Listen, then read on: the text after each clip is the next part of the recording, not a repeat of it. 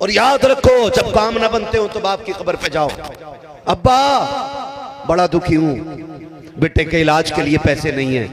अब्बा बिजनेस बंद हो रहा है, तेरा बेटा दुख में गए, तुम हाथ उठा के दुआ करोगे, अब्बा मेरे लिए दुआ कर देना, जो कुरान आपको आता हो वो पढ़ो, बख्श दो। और जब तुम पलट के चलोगे, बाप हो या माँ की कब्र हो, इनमें से किसी एक की कब्र हो या दोनों की कब्रें हो, जब पलट के चलोगे खुदा की कसम तब ये गड़गड़ाएंगे और तड़प के कहेंगे, ए मेरे परवरदिगार ये मेरा बेटा है, आज भी मुझे याद है मेरे बिस्तर के पास आता था तो मैं कभी तकिए के नीचे से फल निकाल के खिलाती थी या खिलाता था या अपनी जेब से कुछ न कुछ देता था, मालिक ये परदेश जाता था, इसके पास पैसे होते थे, ये करोड़ों का मालिक था, लेकिन जब तक मैं इसे 10 रुपए नहीं देता था ये मुस्कुरा कर नहीं जाता था, मालिक कभी मैंने दरवाजे से इसको खाली नहीं जाने दिया। रब फरमाता अब क्या चाहता है, का मालिक मैं मजबूर हूं मगर तू मुख्तार है, मैं तो नहीं दे सकता हूं लेकिन तू तो दे सकता है, ए मेरे परवरदिगार मेरा बेटा खाली ना जाए, जब जिंदगी में मेरे बिस्तर से खाली ना गया आज कब्र से खाली जाएगा,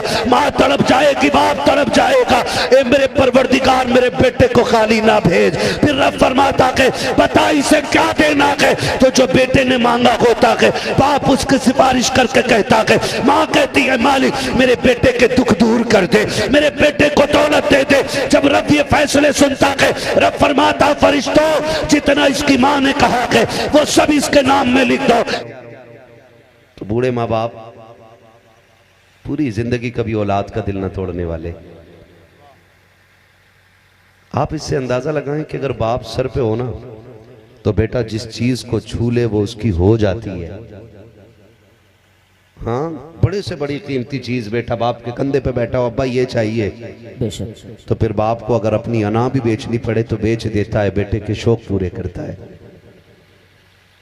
वो बेटे जिनके लिए बाप रोज बिकता है बाजार में, रोज बिकता है मंडी में जाके, फिर भी वो कहते तुमने क्या किया हमारे लिए, अम्मी